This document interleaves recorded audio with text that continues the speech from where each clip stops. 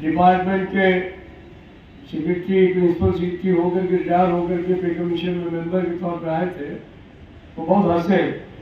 उन्होंने कहा कि आप कैसे कर सकते हैं, लोग डॉक्टर हैं।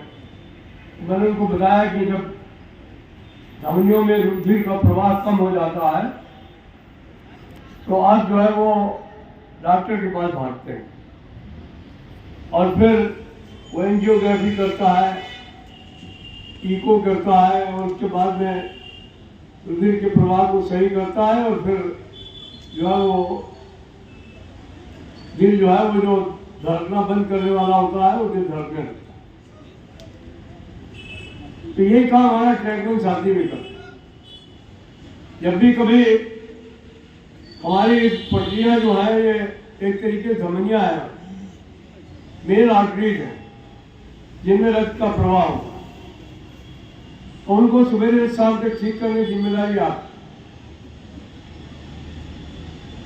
तो आपका डिजिग्नेशन कुछ भी हो, काम को आप परिचालन का कर रहे हैं और आपके बगैर परिचालन हो नहीं सकता।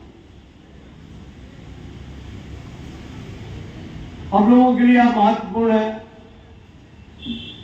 संगठन के लिए भी और इस रेल रूपी तंत्र के लिए। क्योंकि अगर ये तंत्र ठीक तरीके से नहीं चलेगा, उन्हें नहीं लगता है कि रेलवे चल सकती। बच्चों को रेलवे में एक हर आदमी को ये गुमान रहता है कि अगर हम नहीं हो तो रेल नहीं चलेगी। हर कैटेगरी का आदमी ये बात है। लेकिन ट्रैकमैन के बारे में ये बात कोई मना नहीं कर सकता कि अगर वो ना हो तो रेल चल जाए, इम्पॉसिबल। और जिन कठिन परिस्थितियों में 24/7 आप लोग काम करते हैं वो भी बहुत महत्वपूर्ण है। चाहे जाड़ा हो, गर्मी हो, बरसात हो, माइनस टेम्परेचर हो, हर आदमी जानता है कि गर्मियों में जिस समय आप अपनी लाइनों पे काम करते हैं, अगर बाहर 48 डिग्री टेम्परेचर होता है तो हमारी पटरियों का टेम्परेचर, एम्बिएंट टेम्परेचर जो है 53 डिग्री हो गया, 5 डिग्री टेम्परेचर ज्यादा हो। जिस समय लोग अपने रजाई के लिहाज से बाहर निकलना पसंद नहीं करते, उस समय रात को आपको सीटी बजाता हुआ आपका पेट्रोलिंग मिल जाए। वो पेट्रोलिंग करता है ताकि लोग आराम से अपने घर पहुंच जाए। इन दुरूह परिस्थितियों में ट्रीटमेंट साथी काम करते हैं। 50 बार इसको पे कमीशन के सामने हमने इसको खाली पे कमीशन ही नहीं,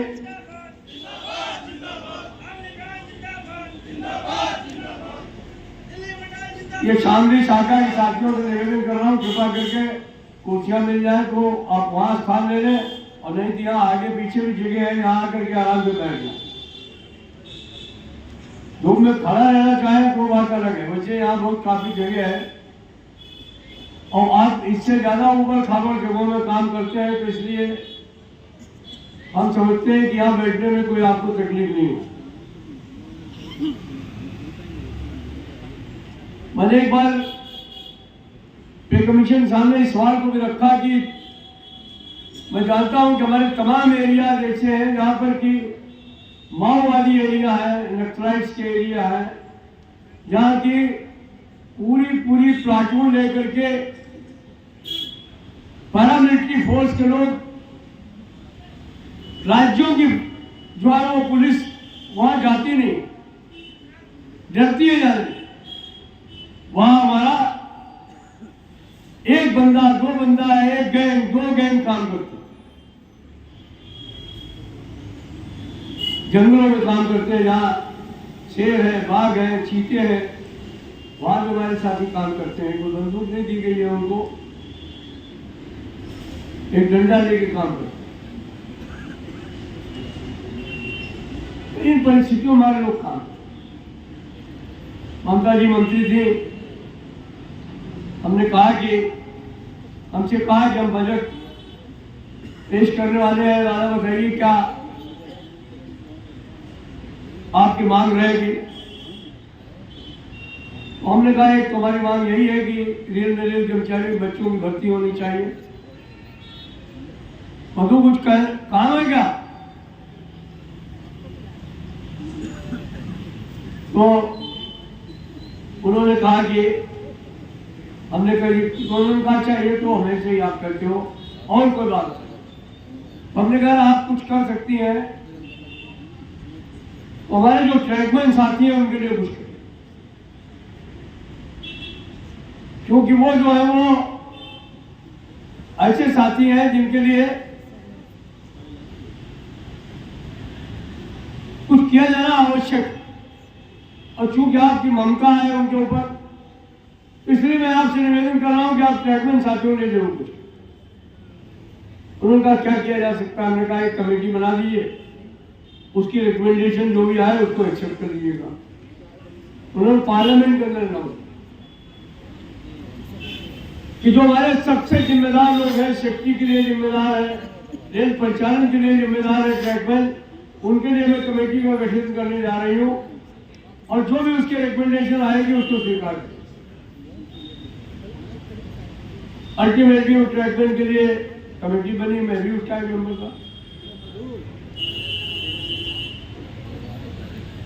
हम कितना कर पाए इसका आकलन तो आप करेंगे, लेकिन एक बात जरूर है,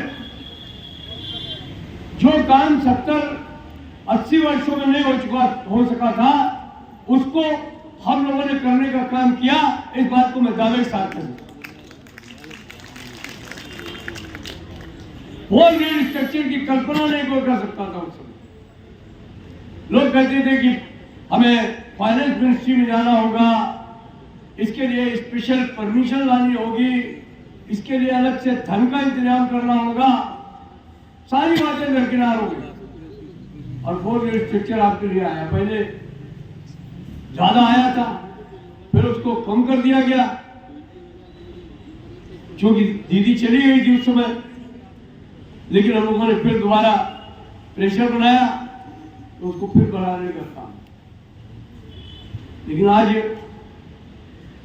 अपग्रेडेशन की बात अगर करें तो कम से कम ट्रैकमैन और मेट सारे लोग इस पोजीशन में है कि वो सीधे तौर पर जो ट्रैकमैन, टीमैन और मेट में काम करते हैं वो कम से कम 28 रुपये ग्रेड पेमेंट जरूर है। अगर कहीं पे परिस्थिति नहीं है तो उसके बारे में हमको बताया जाए, हम उसको बढ़वाने का काम है। लेकिन हम लोगों ने यह जरूर विचार बनाया कि जो भी टीमैन और मेट है उनको कम से कम मिनिमम 2800 का ग्रेड पे होना चाहिए। और आज कैडर स्ट्रक्चरिंग हाथ में, जिस दिन कैडर स्ट्रक्चरिंग रिपोर्ट आएगी आप देखेंगे कि आपके इस ग्रेड में 4 ग्रेड के बजाय 5 ग्रेड स्ट्रक्चर होगा, 4200 का भी ग्रेड पे आएगा और आपके लोग जो है 4200 के ग्रेड पे मिलेगा।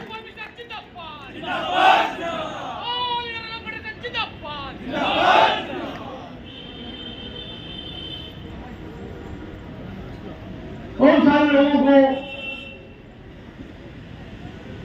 इन सारी चीजों का अनुमान नहीं है कि किस तरीके से परिस्थितियां हैं और किस तरीके से लाइन लग करके हम लोग इन सब चीजों को हासिल करने का काम करें। मुझे मालूम है कि आज ट्रैकमैन कैडर में बहुत पढ़े लिखे बच्चे हैं। हम लोगों ने जब इस सब काम को शुरू किया तो जहां जहां जाता था वो यंग बच्चे मिल जाते थे, कहते थे हमारे भविष्य का क्या होगा। और ये सही बात, आज का जो युवा साथी है और ट्रैकमैन में युवा साथियों की कमी नहीं है, बहुत ज्यादा संख्या में युवा साथी हैं। उनके लिए 2 चीजें अनिवार्य हैं। एक तो यह है कि उनको प्यार मिलना चाहिए। जहां जहां सुपरवाइजर उनसे प्यार करते हैं, उनके लिए वो जान देने को तैयार है। लेकिन जहां जहां सुपरवाइजर उनसे गुलामों की तरह बर्ताव कराना चाहते हैं, वहां पर उनके दिलों में उलझा भी होती है कि हम कहां कैसी नौकरी में आए। तो इसीलिए मैं बराबर अपने सीनियर सबॉर्डिनेट्स को भी कहता हूं, अपने इंजीनियर साथियों को भी कहता हूं कि ये भी इंसान है, इनके साथ इंसानियत की तरह व्यवहार करो। आप इनके साथ इंसानियत की तरह व्यवहार करेंगे, मानवीयता को आगे रख करके बात करेंगे, यही लोग रियल में आपके लिए अपनी जान देने को भी तैयार हो जाए। लेकिन आप इनको बेइज्जत करेंगे, बात बात पर इनको गुलाम समझेंगे कि ये नहीं चलेगा, ये पुराने जमाने के पलेटियर वाला काम मत करो। ये नए युग के बच्चे हैं, घर में छोटे बच्चे हैं, 2 साल के 3 साल के, आप उनको बोल दीजिए, कहिए कि थोड़ा सा डांट दीजिए छोटी बिटिया को, बच्चे को, मुंह फुला लेंगे, उसको मनाने में 2 घंटा लगता। तो ये तो सरकारी नौकर है, कोई छोटा वर्कर है, कोई बड़ा वर्कर है तो सब सरकारी नौकर ना। हम ट्रैकमैन है तो भी नौकर है, और हम एसएससी है तो भी नौकर है, वो जो हमारा सीनियर डीएन है वो भी नौकर है, वो मेंबर इंफ्रास्ट्रक्चर वो भी नौकर है तो सब सरकारी नौकर ना। तो फिर अपने पैजामे से बाहर क्यों जाए? फिर पैजामे के अंदर रहो, अपने लिमिट में रहो। सबसे ज्यादा पीड़ा और कुंठा मैंने अपने साथियों में देखी तो इसी बात को लेकर देखिए कि हमारे साथ सही व्यवहार नहीं होता। हम बराबर अपने साथियों से इस बात को कहने का काम करते हैं कि ये उचित नहीं। अगर हम व्यवहार अच्छा रखेंगे तो हमारा काम भी अच्छा होगा।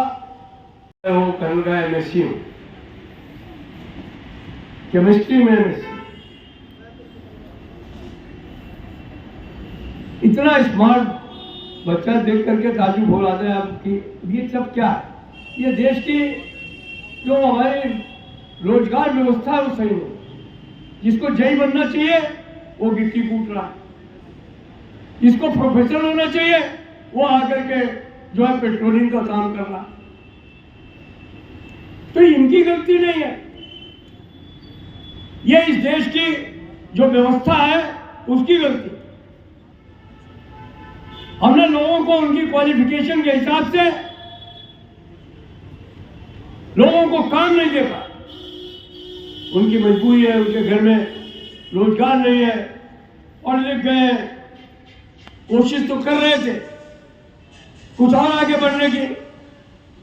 अब ट्रैकमैन में ही हो गया, यही आगे की ज्वाइन कर लिए। कई साथी आते ही ऐसा काम ढूंढने लगते हैं कि हमको जो है वो दफ्तर में नौकरी मिल जाए, स्टोर में नौकरी मिल जाए, लाइन में काम न करना पड़े। और इसका फायदा जो लोग ऐसा करते हैं वो लोग उठाते हैं, क्योंकि सबको ये काम नहीं होता। हार्डली 1% 2% लोग ऐसा फायदा उठा सकते हैं, बाद में उसका भुगतान भी वो करते हैं। 2-4 लोग आते हैं, कहते हैं कि उसकी बीवी ने हमको मारा, उसके बच्चों ने हमको हड़काया। तो हमने कहा तुम उनके घर पे काम करने गए थे, तुम सरकारी काम करने के लिए भर्ती हुए हो, तुम किसी के बीवी के जो है वो कपड़े धोने के लिए थोड़ी भर्ती हो। आप जाओगे इस तरीके का काम करोगे तो फिर बाद में ये सारी चीजें भुगतनी पड़ेंगी। मेहनत का काम है, जो कोई शक नहीं। हमारे देश में डिग्निटी भी नहीं है काम। डिग्निटी ऑफ लेबर हो तो कोई प्रॉब्लम नहीं। मैंने बहुत जगह देखा विदेशों में स्वीपर जो स्वीपिंग का काम करते हैं, और जो इंजीनियर वो दोपहर में जब लंच के टेबल पर आते हैं तो दिखाई समझ नहीं आता है कि कौन जो है वो इसमें स्वीपिंग का काम करता है, कौन इंजीनियर। इतनी इज्जत है आपस में, एक जैसा खाना खा रहे हैं, एक जैसी बियर पी रहे हैं, एक साथ मिल रहे हैं, ऐसी खेल कर रहे हैं। यहाँ तो अक्सर अपने कमरे के क्या सीनियर सबॉर्डिनेट ही अपने कमरे में घुसने नहीं देता। तो वो डिग्निटी भी नहीं है।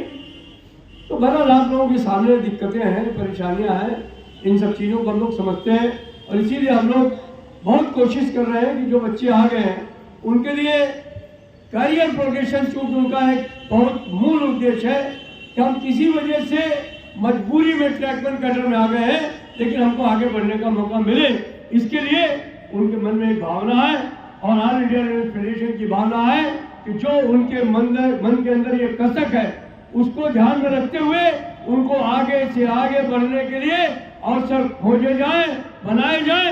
ये ऑल इंडिया रेलवे फेडरेशन की सोच है, इसको लेकर के लोग चलने का। आज जीडीसी 25% होती थी, नहीं होती थी। हम लोगों ने बराबर प्रयास किया और प्रयास करने के बाद ये भी हुआ, कभी होगी कभी नहीं होगी। आज वो 50% हो, आज जीडीसी 50% हो। और यही नहीं, जनरल मैनेजर्स को छूट दिलवाई गई है कि वो चाहे तो विपरीत परिस्थितियों में या इमरजेंसी में 100% भी जीडीसी कर सकते।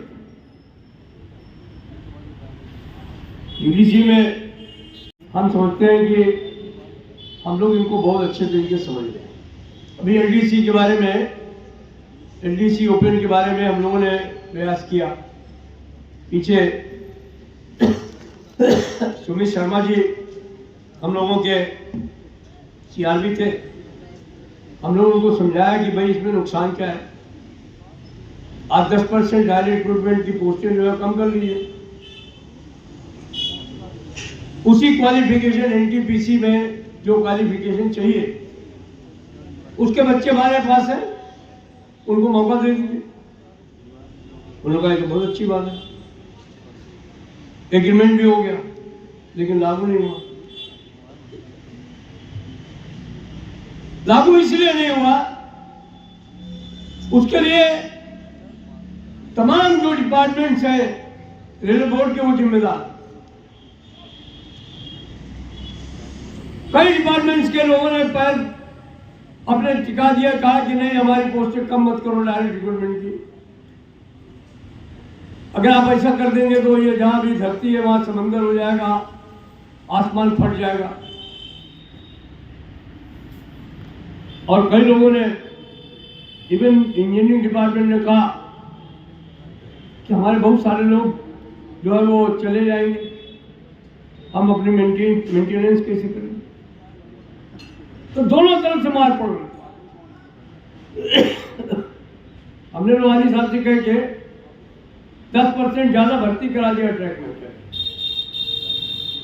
कि भाई लोग अपने घर जाना चाहते हैं, भर्ती हो गए ठीक बात, 10% एक्स्ट्रा भर्ती हो रही, लेकिन लोगों को inter railway inter division transfer में अटकाया जाता। हमने जो ट्रैकमैन साथी है उनको 50% सीनियरिटी के साथ में वर्कशॉप में, सिग्नलिंग में, इलेक्ट्रिकल में, ऑपरेशन में जाने के लिए रास्ता खुलवा है। अभी उसको 20% करा दिया, 20% करा दिया, 10% का सीधे 20%, 100% जो है वो बढ़वा दिया।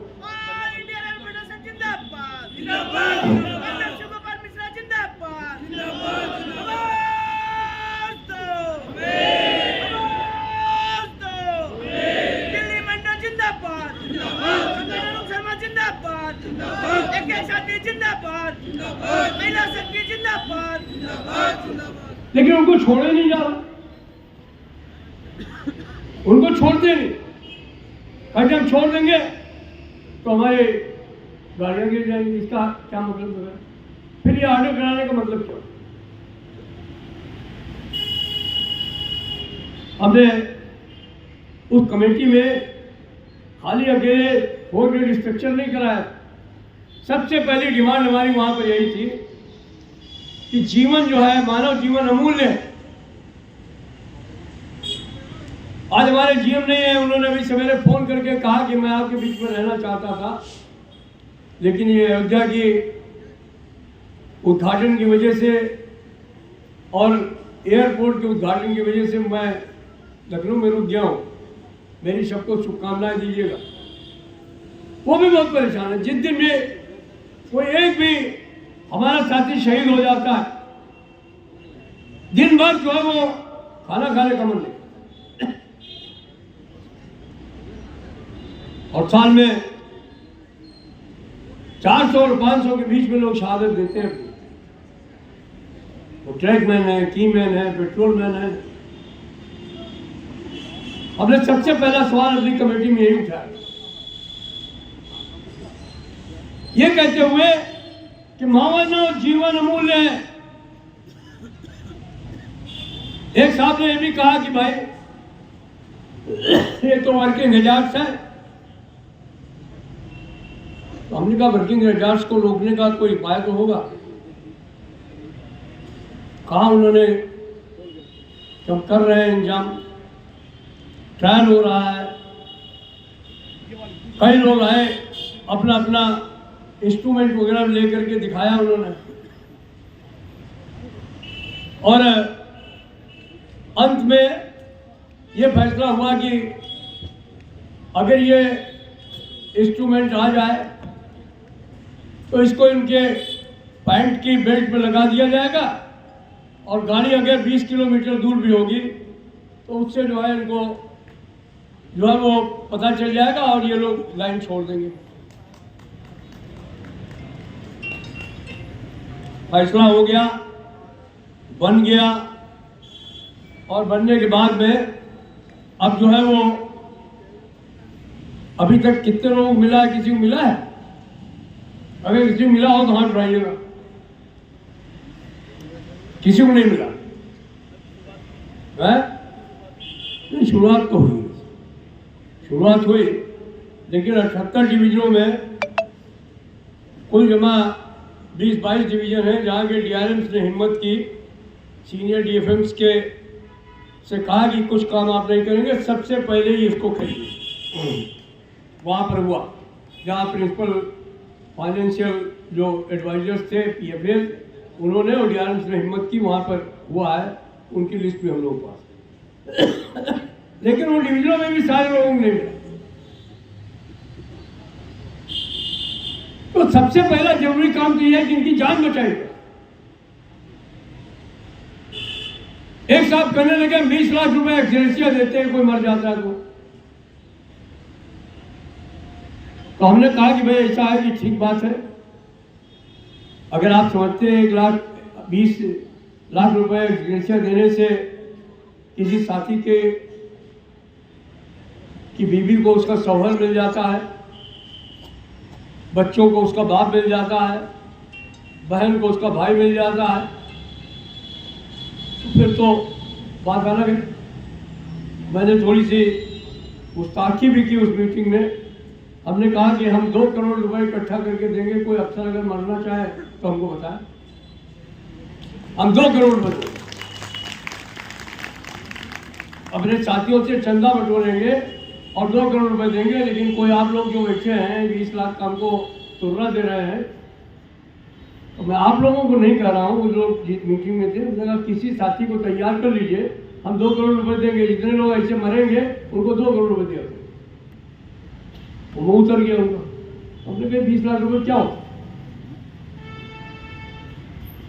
जिसके जो मर जाता है उसके बच्चों से पूछिए, उसकी बीवी से पूछिए, उसकी बेवा से पूछिए, उसके बाप से पूछिए, उसकी माँ से पूछिए, उसके परिवार से पूछिए। उसका तो सब कुछ उसका बेटा ही था, उसका शौहर था। तो सबसे जरूरी काम यह है कि किसी भी तरीके से ये जो मानवीय दुर्घटनाएं हो रही हैं, हमारे ट्रैकमैन साथी शहीद हो रहे हैं, उनकी शहादत को रोका। हमने पीयूष गोयल जी से कहा, हमने कहा कि ठीक है, सीमा पर जो लोग गोली खाते हैं हम उनको सलाम करते हैं, लेकिन हमारे साथी जब मरते हैं तो वो भी अपनी शहादत देते, उनको बाकायदा कॉफिन बॉक्स में लाते हैं, जनरल और कर्नल उनको सल्यूट करते हैं। हमारा आदमी कट जाता है, उसको अगर साथ वाले ट्रैकमैन साथी या सुपरवाइजर मिल करके उसको अस्पताल नहीं भिजवाए तो उसको वो भी व्यवस्था नहीं। सम्मान देना तो दूर की बात। पीयूष गोयल जी ने कहा हाँ ठीक है, सर्कुलर निकल गया। कभी भी ऑन ड्यूटी जो भी व्यक्ति की मृत्यु होगी, नजदीक में जो सबसे सीनियर अधिकारी होगा वो सबसे पहले वहां पर जाए, सम्मान के साथ उसके शव का पोस्टमार्टम कराएगा, उसके घर लाएगा। जब तक उसकी अंत्येष्टि नहीं हो जाएगी तब तक उसमें पूरा सहयोग करेगा। हो रहा ही काम। देखा कभी आपने ऐसा होते रेलवे बोर्ड ऑर्डर कराए।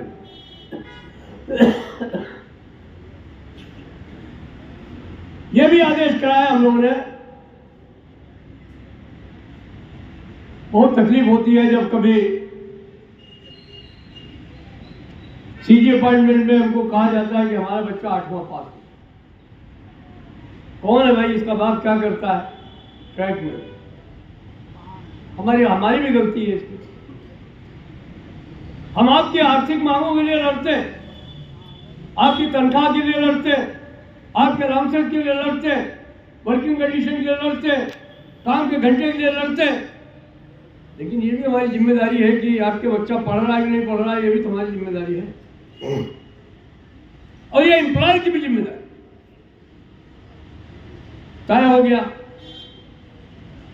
कि भाई ये सेना के बॉर्डर में काम करने वाले फौजियों की तरह लोग हैं, इनके लिए बड़े शहरों में हॉस्टल बनाए जाए जिनमें इनके परिवार अपने बच्चों को लेकर के उनकी पढ़ाई लिखाई करा सकें और ये सारी सुविधाएं मुफ्त में दी।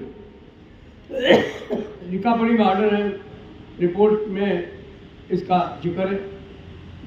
लेकिन सारे डीआरएम्स को चिट्ठी चली गई बोर्ड से कि लोकेट करिए कहां कहां पे ये संभव हो सकता है। एक भी डीआरएम ने अपने क्षेत्र में कहां पर ये हॉस्टल्स का निर्माण होना चाहिए आज तक नहीं, हम भी नहीं भिजवा पाए, हम भी नहीं भिजवा। तो खाली आदेश होने से कुछ नहीं होगा, उनका इम्प्लीमेंटेशन होना चाहिए। उनका इम्प्लीमेंटेशन बहुत जरूरी है। छूट की जर्सी दे देते, हम लोगों ने कहा नहीं, इनको ब्रांडेड कपड़े देने होंगे। रात के समय माइनस टेम्परेचर पे काम करते हैं, ये छूट की जर्सी से काम नहीं चलेगा। आज ब्रांडेड कपड़े मिलने में, जूते नहीं मिलते थे, जूते दिलवाए। जूतों का हाल यह हो गया कि इन्होंने डिवीजन के हिसाब से जूतों का साइज इजाद कर दिया। फिरोजपुर डिवीजन वालों को 10 नंबर का जूता, अंबाला वालों को 9 का, दिल्ली वालों को 8 का, मुरादाबाद में 7 का और लखनऊ में 6 नंबर।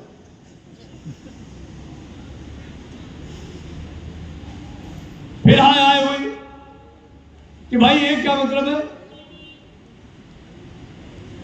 तो फिर पैसे मिलने शुरू। पहले 1 जोड़ी की, आजकल 2 जोड़ी। अभी यूनिफॉर्म अलाउंस मिल रहा है, कब मिल रहा है? उन्होंने कहा कि जो फ्रंट लाइन स्टाफ है, जो बड़े साहब को सल्यूट करता है जब वो आते हैं गाड़ी पर बैठने के लिए, इंस्पेक्शन के लिए, उनके लिए सुविधा है। हम लोगों का नहीं, जो खून पसीना बहाता है, जिसके कपड़े ज्यादा गंदे होते हैं, उसको ज्यादा यूनिफॉर्म अलाउंस मिलना चाहिए। प्रिंसिपल ये होना चाहिए, प्रिंसिपल ये नहीं कि जीएम के सामने जो सैल्यूट मारेगा उसको आप जो है ज्यादा अलाउंस दें।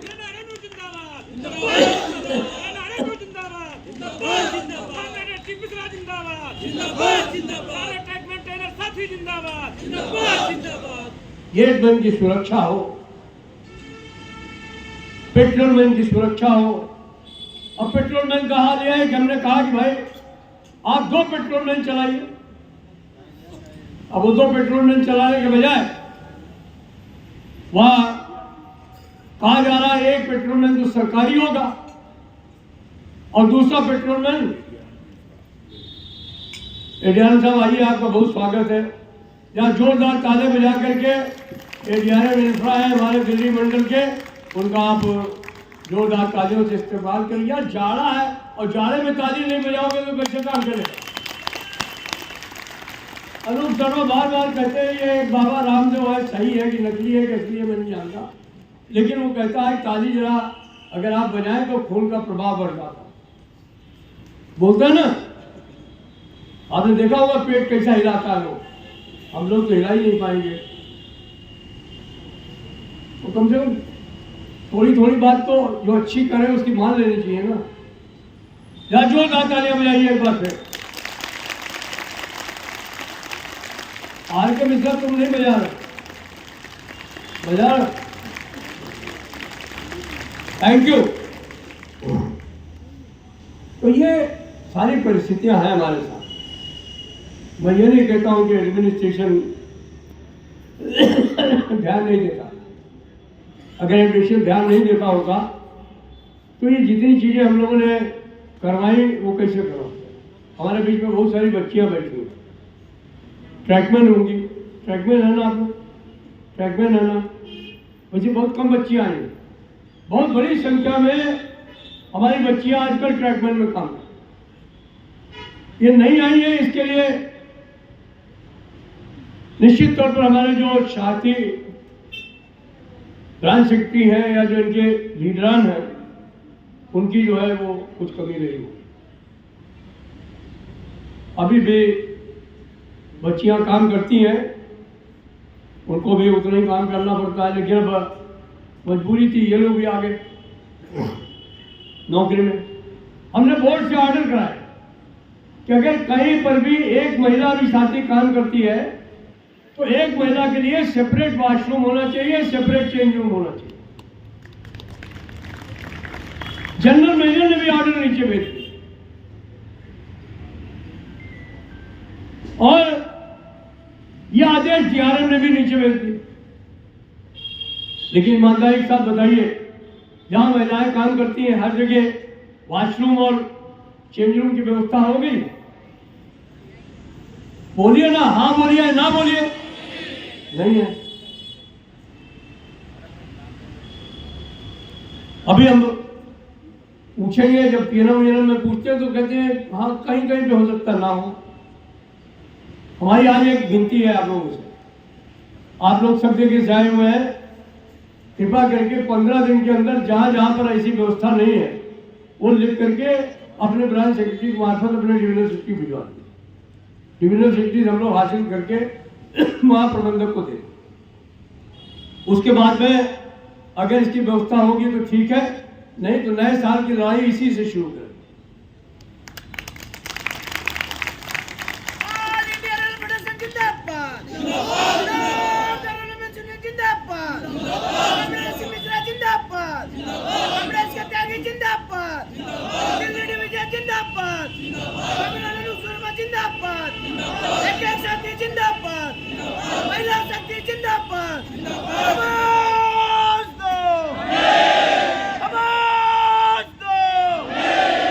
मेरा कहने का तात्पर्य है कि अगर जो बातें तय हो जाती हैं लागू नहीं हो तो उससे क्या। हमने नवानी जी से कहा कि ये वाली बच्चियां हैं, इनको वन टाइम एक सेक्शन में चेंज ऑफ कैटेगरी कर दो।